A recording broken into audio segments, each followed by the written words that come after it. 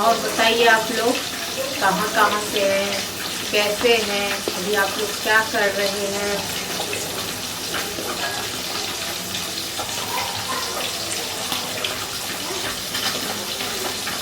जो लोग मछली खाते हैं तो रोहू मछली किस किस को पसंद है आप लोगों में से।